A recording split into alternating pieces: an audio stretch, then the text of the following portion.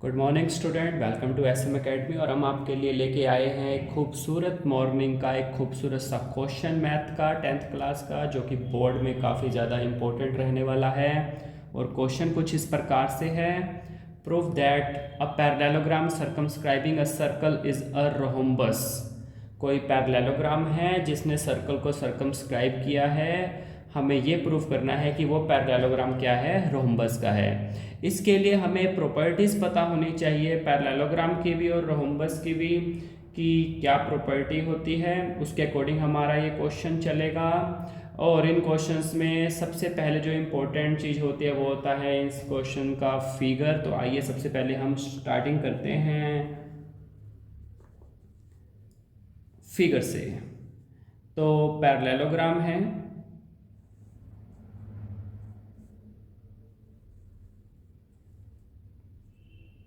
सबसे पहले हम एक पैरेललोग्राम ड्रॉ कर लेते हैं।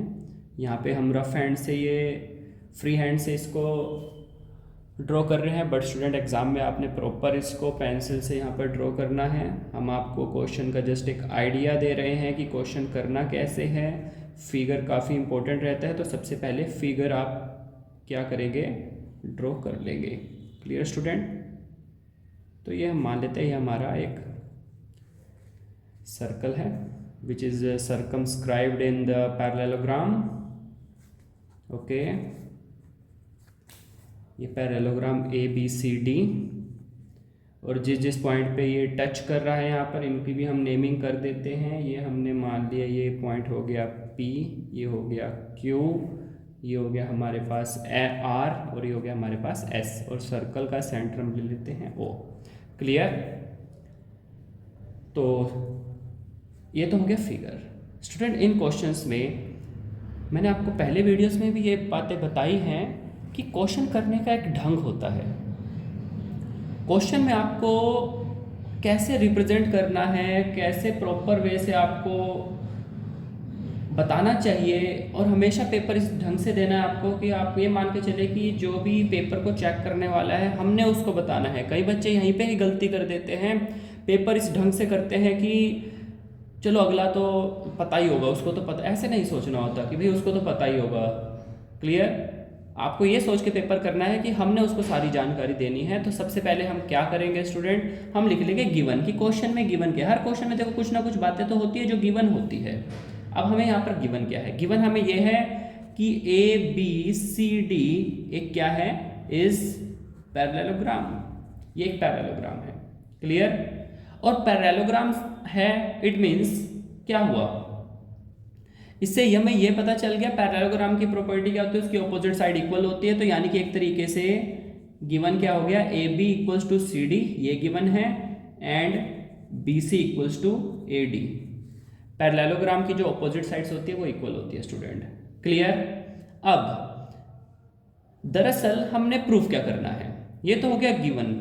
अब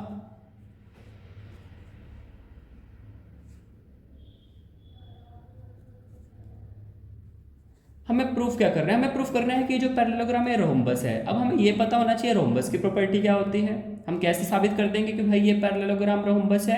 दरअसल अगर कोई पैरेललोग्राम रोम्बस है तो उसकी सारी साइड्स क्या होती हैं, इक्वल होती है। यानी कि हमें यहाँ पे प्रूफ करना है A B equals to B C equals to C D equals to D A. ये अगर हम ये प्रूफ कर दे स्टूडेंट तो बस हमारा काम आसान हो जाएगा।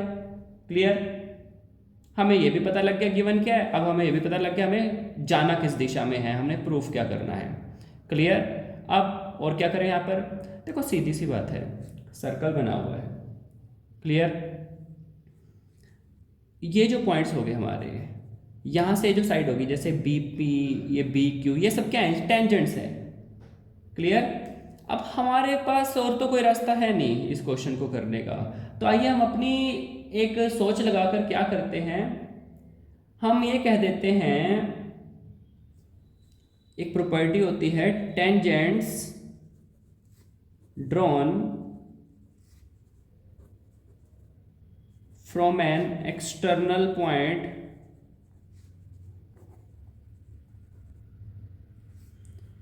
To a circle are equal. सीधी सी बात है। एक्सटर्नल पॉइंट से हम जो भी टेंजेंट ड्रॉ करते हैं वो सभी क्या होते हैं, इक्वल होते हैं। क्लियर।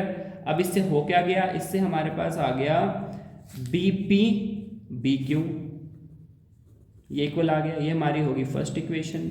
ऐसे ही सी पॉइंट से जो दो टेंजेंट निकल रहे हैं यानी कि C Q C R equals to C Q,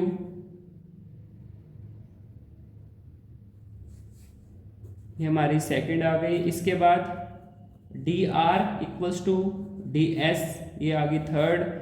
और फोर्थ हमारे पास इक्वेशन आ जाती है A P is equal to A S, ये हमारे पास 4 इक्वेशन आ गई। अब हम क्या कर देते हैं, इन चारों इक्वेशन को ऐड कर देते हैं।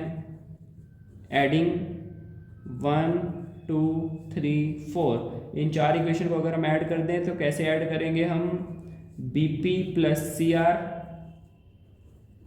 Plus D R plus A P B Q plus C Q plus D S plus A S. Clear. अब इनकी इस तरीके से हम रीग्रुपिंग करेंगे कि हमें एक प्रॉपर साइड मिल जाए। अभी तक तो हमें टेंजेंट मिले हुए, यानी कि अगर देखिए सीधी सी बात है, ये फिगर है हमारा, हमें यहाँ पे बी पी दिया हुआ है, लेकिन हमने पहुँचना कहाँ तक है, बी से ए तक पहुँचना है। तो हम क्या करेंगे, कहीं हम ढूंढेंगे कि भाई अगर बी पी में हमारा ए पी ऐड हो जाए तो हमारा पूरा ए बी बन जाएगा ना। तो बस इनको रीग्रुपिंग कर देते हैं, हम लिख देते हैं यहाँ पर ऑन रीग्रुपिंग।